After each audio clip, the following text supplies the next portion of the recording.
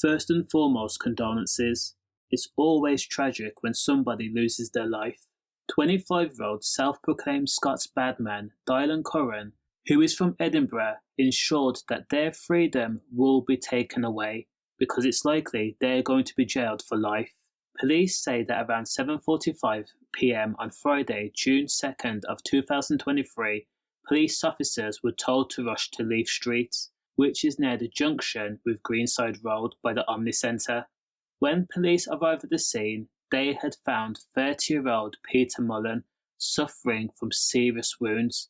It quickly emerged that he had been bladed to the side, the left side. Now, ambulance crew attended to Peter's wounds and then tried to patch him up as best as they could, but he was frittering in and out of consciousness, and red continued to spill.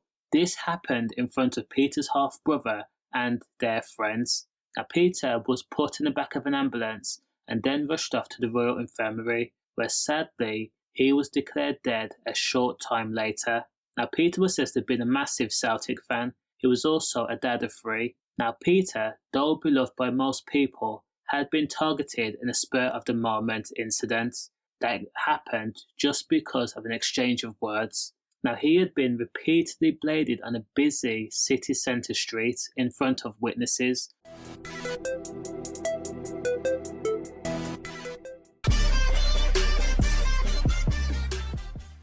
Again, including his half-brother.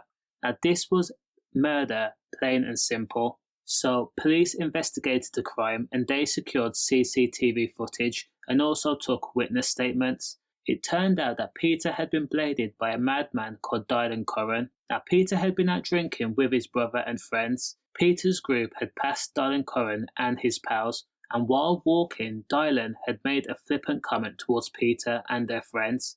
In response, someone in Peter's group says something to the effect of "F off," and that should have been the end of it, because again, Peter and his friends continued to walk. However, Dylan had other plans. Him and his pals turned around and they then started to follow Peter and his friends. Noticing that they were being followed, Peter and his brother turned to face Dylan and his group in order to ask what their problem was. While a woman headed straight towards Peter's brother and tried to claw at his face, Peter had quickly been bladed by Dylan. Now, Peter's own brother saw Peter on the ground, the floor, red leaking, and Peter then lifted up his top to show that he had been bladed to the side of his chest, the left side. Again, tragically, Peter had been K'd. Now, Dylan was located soon after, and of course, he was placed in handcuffs and arrested. He was also charged with the M of Peter. Now, Dylan was also then charged with an attempted M after a second victim had been bladed in the same incident at the same location, which meant that Dylan had done his utmost to take out his victims on a permanent basis. Final. The second victim, who thankfully managed to survive, was called John McFarlane. He was 43 years old, and he had been repeatedly struck with the blade, target areas being the head and body. When Dylan was taken to court, his defence team says that Dylan had suffered from an abnormality of the brain at the time.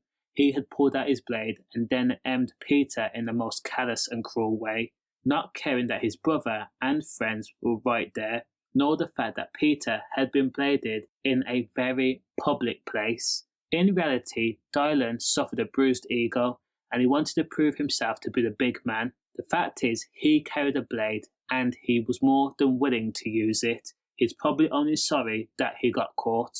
Now, after Dylan's defence team tried to push for a lesser charge for diminished responsibility, it was rejected. So again, he was found guilty of the M of Peter Mullen and also attempted M of John McFarlane. Now, he's due to be sentenced at a later date. However, before sentencing can be imposed, the judge says that they would like to have information on Dylan's background to see why he turned out the way that he did before the length of term is given. Now, Peter was a victim, plain and simple, for the simple fact that he was in the wrong place at the wrong time. Condolences. Stay safe. Safe.